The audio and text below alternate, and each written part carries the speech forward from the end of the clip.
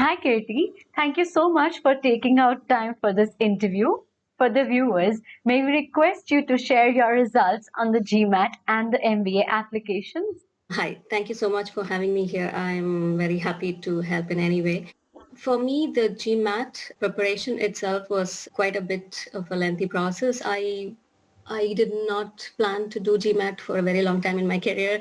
Once I had my experience as a lot of in project management, business analysis, etc. So I wanted to dig deeper into some of these areas. I was also working in finance for more time, so I wanted to be in a role where I can, contribute to, the more of the business decisions. And, so that's why I thought MBA would be a better place to start with to, hone my existing skills and, prepare with more skills. So that's why I started with my GMAT preparation. So after 8 to 9 years in my career, it was a bit difficult to start studying. Started with GMAT preparation with another institution where I had enrolled for all the materials and the mock test and stuff like that. So, and then it took me around 6 months to, prepare and then write my GMAT. Of course, I had a timeline in mind. I didn't want to, prepare forever. So I did, the GMAT test. And once after that, I've started application process. My initial applications was with Indian institutions, and later I also wanted to apply abroad based on some of the criteria which I wanted to have in an institution where I wanted to enhance the skill itself. So that's pretty much about it. So I finished my GMAT, I got a decent score, and then with that score, I wanted to, I also didn't want to rewrite it too much because at this point in my career, I wanted to accept what I am right now, and then I wanted to move on with whatever I have. So I was not striving for like 767 or whatever that is, but I got 680 and I'm happy with that. And I wanted to move ahead with that. So yeah, that's pretty much the overall journey for this application process. All right. It's quite inspiring how, after 9 years of working, you decided to pursue an MBA. So, in your opinion, what are a few factors or decisions you took that made all the difference? Yeah, so the once I knew that I wanted a career change, once I knew that I wanted to improve myself or go to a new role, I just made a plan, in the sense what would be the best course. Of course, I mean, I wanted to study. After my graduation, I wanted to do my post graduation, but what was the question? So the decision of MBA, again, as I said, it was mainly because of the way I wanted to move ahead in my career. I wanted to have much more options, not stick to one industry. So first, what I wanted to do, why am I changing it? Those decisions need to be made. So it kind of took a lot of self-reflection to do that.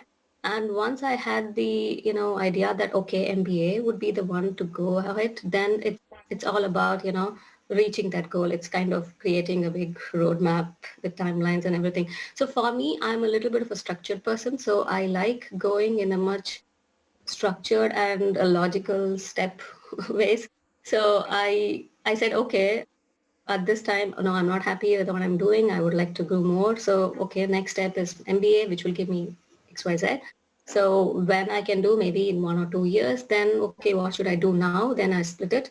So for me, yeah, so the GMAT preparation itself was a big challenge because, yeah, as I said, not sat in a class or, did exams for quite a while. So, went to classes. And again, as a structured person, I like sticking to goals. I like sticking to deadlines. So Hmm? for me, that was the major good thing which I did. I put deadlines and I stuck to it. That was really helpful for me. Whether it is a practice test which I'm going to take in the next 2 days, or either I'm going to write my applications in a week, or reflect and write my findings in a month. All these sticking to the schedule helped. Along with that, the schedule set by the institution and also by Express Global in terms of, like the application process itself was really, really, fine tuning me and, making me go towards that goal. So that was some of the I think I would say that perseverance and, sticking to goals and timelines was a really good thing, which I did. I'm happy that I did that. Okay, that's really nice. And it's really amazing how you actually decided to stick to your timelines and proceed with this whole process in a very structured manner. So, how was your experience of applying to B schools? And what are a few things you believe you did right in successfully achieving the admits? At least the application process, it was again, as I said, I started applying on my own, at least for the Indian institutions. I did get through to interviews, but I didn't get institution itself. But then after that, I also realized that maybe because of some of the questions which was answered, that is not where I want to be. That's not, it might be good for people, but for me, I wanted a completely different experience out of my MBA. All The right. experience which I couldn't get from my career in India. Mm-hmm. I wanted a more international experience. I wanted, a cohort which is equivalent to my experience, and I want a variety in the career they bring in, the way that is. So that's why I wanted to apply abroad. And once I decided that I wanted some experience in it, I wanted some, guidance in it. So I chose Experts Global for that. So it was really useful. The first thing to do in this area is self-inspect. That's superbly, the first thing you need to do. You should be prepared to understand your strengths and weaknesses. It's a little bit difficult to think about yourself, think about your past, and then what went right, what went wrong, and why am I in this line, why am I in this direction, and to create a story out of it. So that's when you believe in yourself, you kind of will be able to put forward that. So for me, that was very critical, which I was a little bit hesitant to do. But I did, as I said, I made a time, I have to finish this, I have to think about it, and then I do it, because that was very useful in the application process and all the essays which I have to write. Right. And then the guidelines set by Plus Global also, which was very useful. They helped me selected the first, asking about what you want to do and etc. And based on that, a short list of colleges based on your abilities, your Mhm. scores and your colleges and what would be useful for me.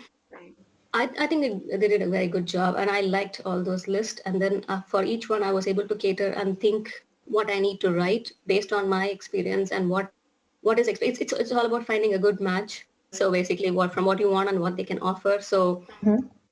that was a very good thing which I did, and a lot of self inspection, a lot of late nights reading.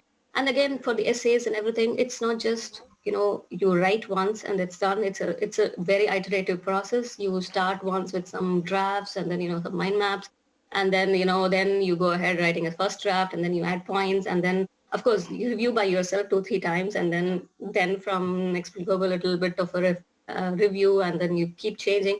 It's just, the first thing is to initially avoid the inertia of writing this and get it done, at least the first draft. Then you automatically it keeps flowing. So this was actually my, repetitive application process, which happened. So Okay. So, would you like to describe your interview experience with the V schools? yeah, I can. As I said, these kind of interviews were different for me. So I, of course, researched on the commonly asked questions, and I was also provided with the commonly asked questions on some of these, global institutions. So first thing I did was write down these answers, just jot down a few points of my own, and then I practiced in front of the mirror many times. I recorded myself, reread it, rewatched it, even though I didn't like it, was seeing myself again. But yeah, these are the bit of things which you need to do for practicing if you're not used to it. Right. Because yeah, so but again, you review, look at the body language, look at the way you actually answer these questions, how you can refine and say by points. You have to use some of the techniques which you need to do, where you're going wrong, where you're dragging or repeating the answers. All these were very important. So you look at it and then you note down your points, and the next time you try to avoid it. So it's a bit of a tedious process, but again, here practice helps. You know your answer, you know what you're telling, but in mind it will look different when you start telling it. It looks different. So for me, writing it down and then practicing it, and then revisiting and practicing helped a lot. And then I also had a lot of mock practices with experts, global experts. So also really helped. And before every interview I had with the school, and then I had like a week before experience. And for me, for my college, the first interview was with an admissions person. So it was very basic questions. Of course, I was prepared for everything, the same frequently asked, why MBA, why this school, and what are your, what do you call, what led you to do, this, and what will you do, how will you contribute, and things like that. So those are like common questions which you have already practiced. So it was quite easy for me. The second step was a recorded interview,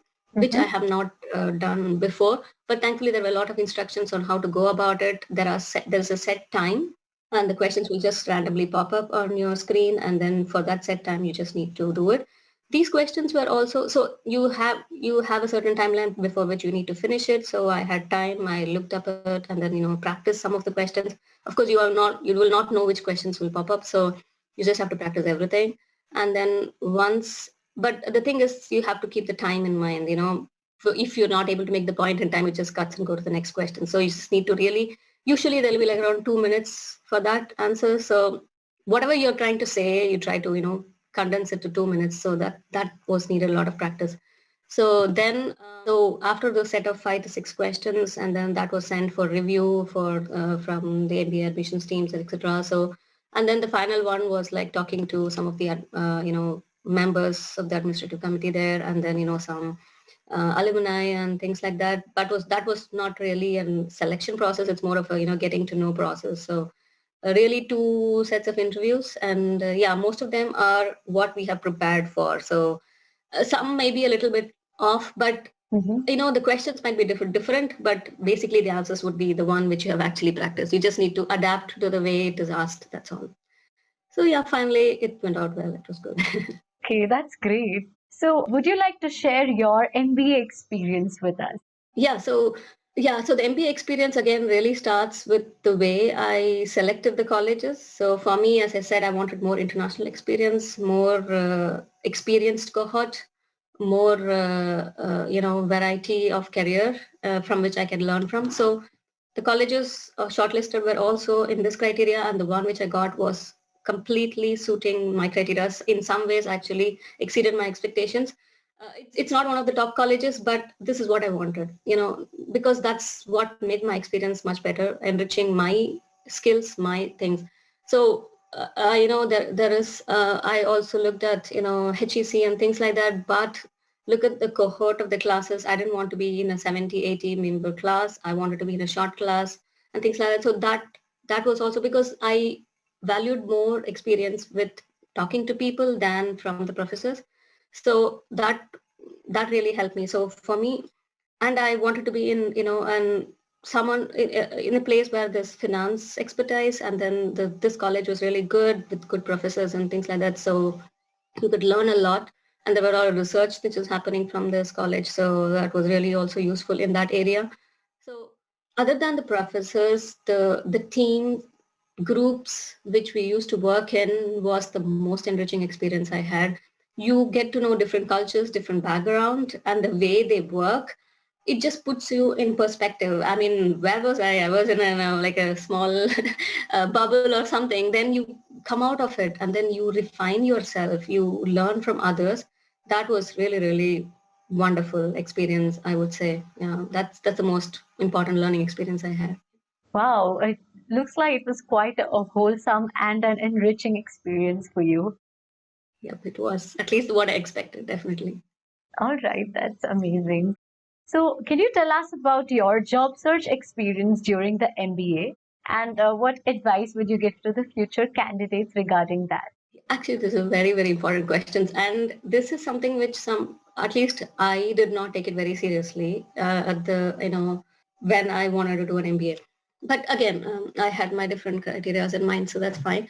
But what we need to really think is you need to continue that mindset until you reach that job, the ones which you actually, did from the GMAT preparation to a job application, you need to keep that momentum up. The first thing I would say is don't get rejected by all the rejections. It's quite common. It's not like, as I said, people come to your college and then, give placements over the for top 5, you go to this, and then it's not like how you have here. You need to be prepared to go out and sell yourself. And in that process of selling, you should also be a little bit truthful to yourself. It's up to you how you want it, how do you want to, expose yourself, but you should know your worth, and then you should know your what is out there. So as I said, a little bit of a focus really helped. I know, for example, I started looking for jobs by the mid of my MBA. Some people started earlier, but for me, I just wanted to concentrate on my. I was happy that I was able to study, so I was just enjoying that experience. But after half year, that's when the real momentum starts. So you need to understand the whole market. Again, the mid of the MBA was summer for me. Mm-hmm. Summer, nobody recruits in Europe, so it's okay. Also, maybe take the time to understand how the market is, understand what industries are out there, what will suit you, Okay. and then categorize it, group it, and then then list companies which you like to be, which are okay, and I'm like okay with it. It's like the application process. Make a bigger group of like what is that, high reach, and then the mid one, and then things like that. So grouping really helped. And then the next one is like networking. You talk to people in those companies. I am not an expert in networking. I'm very bad at it. I learned how to do it during the MBA. I'm still learning. It's not natural for me to talk to people. But again, how to network is a completely different topic. So I'm not going into that. But so try to talk to people, try to understand what it is the industry is, because sometimes they say there is a triple jump. People call it triple jump. You learn, change your career, to change your industry, change your location, change your role. You should understand that sometimes you need to be compromised a little bit on what, but again, on what is up to you. Is Right. it okay to the role, is it okay to the things like that. But so you need to do a little bit of mix and match in the way you choose the rules and also the companies. So that's what I did. I'm saying I'm okay with this role in this company, I'm okay with, but I want a better role in this company. So it's like that. So then based on that, you start applying, either applying if you're if you have a referral, that's really good. But then otherwise, if you are applying online, some smaller startups like how I'm working right now, so they don't really care about referrals sometimes. So it's just direct applications. If you match, and then you go ahead and fine. So big companies might need referrals, so you need to understand that process also. Mm-hmm. And then so that's why you need contacts, and then use those contacts wisely. Some people don't want to be disturbed so much. So but again, that's what, even networking and the job application, you should not feel bad for rejections. Of the 50 companies you apply, 5 will get back to you, and that's how it is. That's how the market works. And then you should be ready to for this. I think that's the main thing. Many people I have seen in my MBA, especially from India, are the ones who actually are worried or completely rejected from the way they get rejection, because maybe they're not used to it. They're things fall on our feet many times, so that we got, again, as I said, taken for granted some of the things. But you have to go into the wild and survive. That's how it is. There are so many people, it's not just you with similar qualifications. It's just how you put out yourself, how you make a coherent story. And it's not just about application. After that, writing your CV and writing your cover letter is Right. so much important. I had some help from the MBA itself. They had a career uh, group which helped refine my CV the way we wanted. And then cover letter is really up to you, how you research on the company, how you can improve, and things like that. So but for every single application, adapt your cover letter. And it's like for every single college, you adapt your answers, right? It's as simple as that. So take that experience, keep that momentum, and keep going. All right.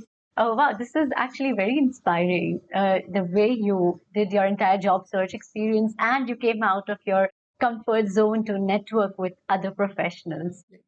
Right. Exactly. You should be ready to get out of the comfort zone. Yeah. So, would you like to share your post MBA journey with us? Like, how did the entire pre application phase contribute to your growth post MBA? Exactly. So yeah. So right now I'm in a startup in the product management role, All right. but I really did not think that I will end up here when I started my MBA. So the MBA first half was a little bit of a reflection, what I like, what I don't like, what I don't want to be in that area at all. I mean, basically a lot of cutting, I mean, elimination process. And then once I started with my job application, as I said, the rigor in which I started my GMAT preparation, because I had a kid, I had family, everybody living with me. So I think my day started at 4 o'clock and ended at midnight. So generally, like, for 6 months, it's like only 4 to 5 hours of sleep. But I was okay with that. Of course, I had help from my family. Then that was really good.